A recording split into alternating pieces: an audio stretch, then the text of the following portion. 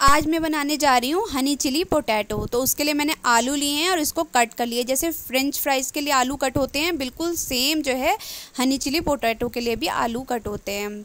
इसको हमने कट कर लिया। अब हमने पानी बॉईल कर लिया है और पानी को बॉईल करने के बाद हम इसमें डाल रहे हैं नमक और हम इसमें डालेंगे ऑयल।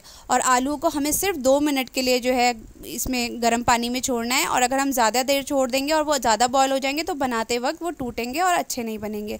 तो सिर्फ हम 2 मिनट के लिए आलू बॉईल कर लेंगे।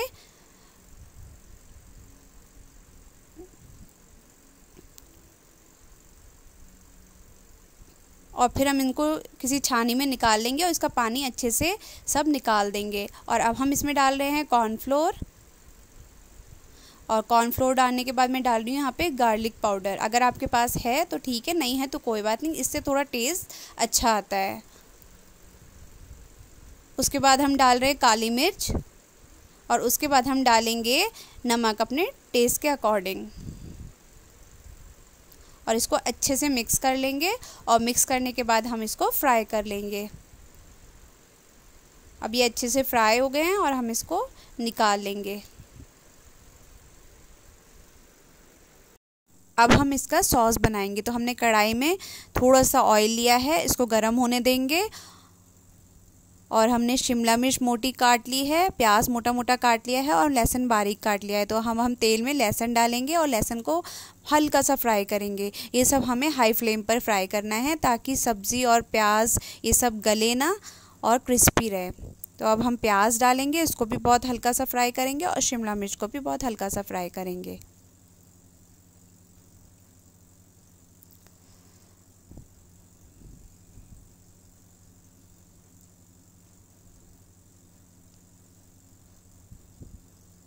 तो हमारी प्याज और शिमला मिर्च फ्राई हो गई है। अब हम इसमें डालेंगे सॉसेस। पहले मैं डाल रही हूँ टोमेटो सॉस,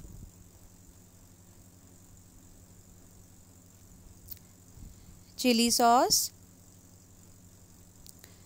थोड़ा सा सोया सॉस और विनेगर। और अब हम डालेंगे थोड़े से स्प्रिंग अनियन और थोड़े से हम गार्निशिंग के लिए छोड़ देंगे उस। और अब ये डाल रही हूँ मैं 2 चम्मच पानी में जो है मिक्स करके कॉर्नफ्लोर। अब इसको हम अच्छे से मिक्स करेंगे। और हनी चिली पोटैटो हैं तो हनी तो जाएगा ही, तो ये हनी डाल रही हूँ। और हनी डालने के बाद गैस को हम बंद कर देंगे।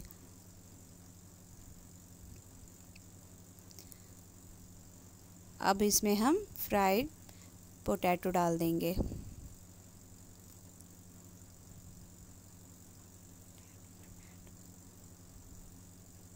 और अब हम इसमें डालेंगे रेड चिली फ्लेक्स और तिल।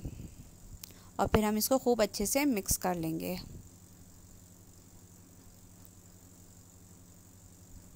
अब ये अच्छे से मिक्स हो गए और हमारे हनी चिली पोटैटो तैयार हैं। आदाब friends, welcome to my channel Samreen blog. उम्मीद करती हूँ आप लोग खुश होंगे और खैरियत से होंगे। और आप लोगों की दुआओं से अल्हम्दुलिल्लाह मैं भी बिल्कुल खुश हूँ, खैरियत से हूँ। तो जैसा कि आप लोग देख रहे हैं, हम लोग मॉल आए हैं। मैंने आपको बताया था कि सानिया मेरे साथ 2-3 महीने के लिए आई है मेरी हेल्प के लिए। तो अब वो जा रही है तो मैंने सोचा मैं उसको ईद की शॉपिंग करा देती हूँ। तो बस हम लोग मॉल आए थे। तो फ्रेंड्स, यहाँ मैं अपनी कैंसर की जर्नी आगे शेयर करूँगी आपके साथ और एक्सपीरियंस शेयर करूँगी। तो जैसे कि मैंने आपको बताया था, मेरा ऑपरेशन हो गया और डॉक्टर ने मुझे रूम में शिफ्ट कर दिया और हल्का फुल्का नाश्ता करने के लिए बोला। तो फ्रेंड्स, मैं यहाँ पे आपको बताना चाहूँगी कि जैसे कि मैंने आपको बताया था पिछले साल उन दिनों जिस दिनों मेरा सर्जरी हुई थी, बहुत ज़्यादा कोविड फैला हुआ था। तो जो है मुझसे मेरे बच्चे मिलने नहीं आ सकते थे हॉस्पिटल में। बच्चे क्या, मतलब रूम के अंदर तो डॉक्टर ने मना ही कर दिया था। जो मेरे भाई या इनके भाई जो मिलने आते थे वो भी बाहर से, और मुझे तो रूम से डॉक्टर ने निकलने के लिए बिल्कुल मना कर दिया था कि आप तो रूम से बाहर निकलेंगी ही नहीं। अच्छा फ्रेंड्स, बच्चे मेरे छोटे हैं, जैसे मुस्तफ़ा है, मुस्तफ़ा तो कई बार नानी के यहाँ 1-2 रातों के लिए रुक जाता है, लेकिन इब्राहिम मुझसे कभी दूर नहीं हुआ था। मतलब वो कभी मुझसे कभी मुझसे दूर रहा ही नहीं था, ना कभी मेरे बिना सोया था वो। लेकिन क्योंकि हम उसे हॉस्पिटल नहीं ला सकते थे, तो मतलब बहुत दिन वो मुझसे दूर रहा और मैं कैसे अपने बच्चों के बिना रही। मतलब मैं आपको बताऊं, इस पूरी जर्नी में कीमो हुआ, मेरा रेडिएशन हुआ, मुझे इतनी तकलीफ़ हुई, लेकिन जितनी तकलीफ़ मुझे अपने बच्चों से दूर होके हुई, मेरा मतलब आप लोगों को मैं बता नहीं सकती। मतलब मैं अपना एक्सपीरियंस, एक माँ जो है सोच सकती है। मतलब मेरे दिल में इतना अजीब सा कुछ होता था, इतना मतलब मुझे ऐसा लगता था बस कहीं से भी मेरे बच्चे मुझे मिल जाएं, और मेरी वीडियो कॉल होती थी बात। मतलब मैं आपको सॉरी, लेकिन मतलब मैं आपको बता नहीं सकती मुझे कितना ज़्यादा तकलीफ़ होती थी, कितनी ज़्यादा। हम करीब 15 दिन रहे थे हॉस्पिटल में उसके। तो मतलब ये एक्सपीरियंस मेरे लिए बहुत बहुत बहुत तकलीफ़ दे था कि बच्चों से दूर रहना था। अच्छा फ्रेंड्स, अब ऑपरेशन के बाद कोई ना कोई दिक्कत होती ही रहती थी। एक तो मैंने आपको बताया कीमो पोर्ट लगा था, तो शायद उन्होंने गले से काट के पाइप छोटा सा पतला सा मुझे महसूस होता है वो लगाया था। कीमो पोर्ट जहाँ पे लगाया था वो जगह भी कटी हुई थी। फिर सर्जरी वाली तो पूरी जगह ही में दर्द था, और कैनुला पता नहीं उन्होंने शायद दोनों पैरों से, दोनों हाथों में सबसे लगाया था, तो वो वहाँ पे भी सब कट था। तो मुझे इतनी तकलीफ़ हो रही थी, मतलब मुझे ऐसा लगता है मेरी बॉडी पे हर जगह कट लगे हुए हैं और हर जगह मुझे तकलीफ़ हो रही थी। लेकिन वो है वक्त के साथ साथ चली जाती है। और मुझे और भी दिक्कतें हो रही थी, कभी कॉन्स्टिपेशन हो रहा था, सर में मेरे बहुत दर्द था, पीठ में मेरे बहुत दर्द था। डॉक्टर को बोले आपका ऑपरेशन 5-6 घंटे आपकी पीठ के नीचे तकिया रख के हुआ है, तो वो सब दर्द तो अभी आपको रहेगा। और जो भी डॉक्टर या नर्स मुझे देखने आते थे, पता चलता था अगले दिन वो कोविड पॉजिटिव हैं। तो मेरे हस्बैंड ने तो मतलब डॉक्टर तो देखने आएंगे ही, लेकिन जो नर्स वगैरह मेरा बीपी वगैरह लेने आती थी, तो मेरे हस्बैंड ने मना कर दिया था। कहा था मैं खुद बीपी लेके आपको फ़ोन करके बता दूंगा। और जो सफाई वाले आते थे झाड़ू पोछा लगाने के लिए, उन्हें भी मेरे हस्बैंड ने मना कर दिया था कि वो खुद ही सफाई करते थे कमरे की। और मेरे फ्लूड का वो जो है फ्लूड, एक साइड से फ्लूड का पाइप लगा था, फ्लूड निकलता था गंदा, तो वो भी बहुत ज़्यादा निकल रहा था। और मतलब अब वही जो सर्जरी के बाद दिक्कतें हो रही हैं वो सब चल रही थी। और हम करीब 15 दिन रहे थे हॉस्पिटल। और फिर जो है मैंने आपको बताया था कि मेरा एक टेस्ट होना था, जेनेटिक स्टडी जो मेरी होनी थी, उसके लिए भी डॉक्टर आते रहते थे काउंसलिंग के लिए। फिर हमारे डिस्चार्ज होने से एक दिन पहले नर्स जो है मेरी ड्रेसिंग जो है चेंज करने के लिए आई। तो उन्होंने ड्रेसिंग चेंज की, और उसके बाद जब वो गई तो मेरे हस्बैंड को डॉक्टर ने बाहर बुलाया थोड़ी देर बाद और कहा जो नर्स आपको ड्रेसिंग करने आई थी आपकी वाइफ़ की, वो कोविड पॉजिटिव निकली हैं, तो आप लोग हाईली रिस्क पे हैं।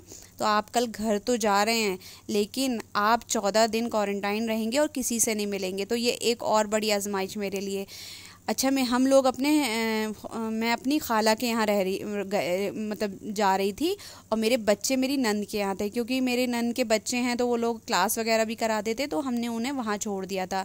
तो अब घर जाके भी 14 दिन मुझे अपने बच्चों से नहीं मिलना था। तो मुझे इतनी ज़्यादा तकलीफ़ हो रही थी कि मैंने 15 दिन तो गुजार दिए हैं, अब ये 15 दिन मैं और अपने बच्चों के बिना कैसे गुजारूंगी।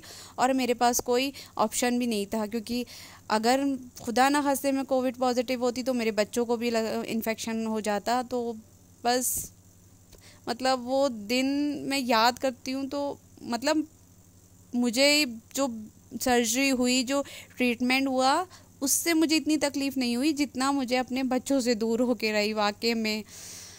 चलिए फिर मैं आगे अपनी जर्नी आपके साथ शेयर करूँगी। ये देखिए बच्चे कितनी मस्ती कर रहे हैं मॉल में। इब्राहिम और मुस्तफ़ा की तो बहुत मस्ती हुई मॉल में। और सानिया को भी मैंने कपड़े वगैरह दिलाए क्योंकि अब वो जा रही थी। तो बस हम लोगों ने शॉपिंग की और हम लोग वापस जा रहे हैं क्योंकि रोज़े का टाइम होने वाला था। अच्छा, यहाँ पे मैं आपको एक बात और बोलना चाहूँगी। जैसे कि मैंने आपको बताया, जब से मेरी कीमो हुई है मेरी बहुत ज़्यादा सांस फूलती है। तो अगर मैं लगातार बोलती भी हूँ तो मेरी सांस फूलती है। वो आपको जब मैं लगातार बोलती होंगी तो उसमें समझ में भी आता होगा, तो प्लीज़ उसे इग्नोर कीजिएगा।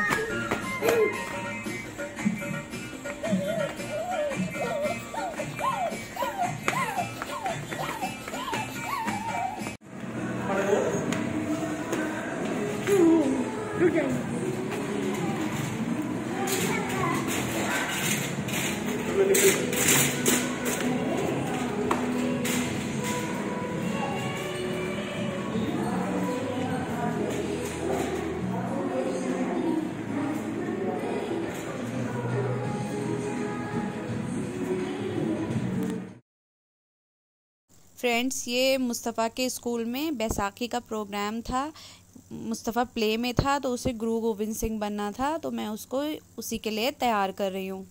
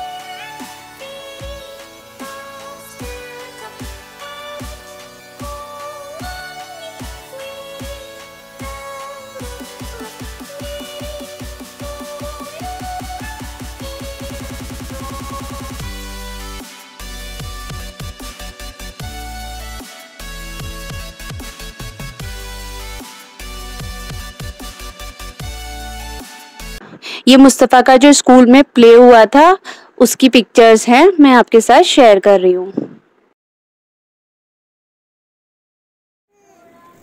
इब्राहिम को फीवर लग रहा था तो हम यहाँ उसको दवा पिलाने की कोशिश कर रहे हैं। इब्राहिम दवा पीने में बहुत ज़्यादा नाटक करता है। थोड़ी सी दवा छोटे छोटे सिप लेके पीता है और आधा घंटा लगा देता है, और अगर ज़्यादा ज़बरदस्ती करो तो वो वॉमिटिंग कर देता है। स्कूल नहीं जाना आपको? जाना है स्कूल?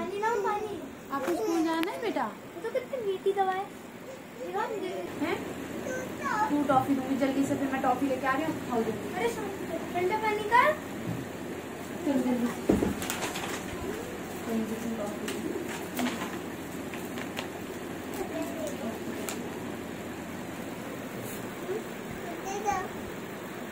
तो फ्रेंड्स, मैं अपने ब्लॉग को यहीं एंड करती हूँ। उम्मीद करती हूँ आपको मेरा वीडियो पसंद आया होगा। मेरे वीडियो को लाइक कीजिए, शेयर कीजिए, मेरे चैनल को सब्सक्राइब कीजिए और बराबर में जो बेल नोटिफिकेशन है उसे ऑन कर दीजिए।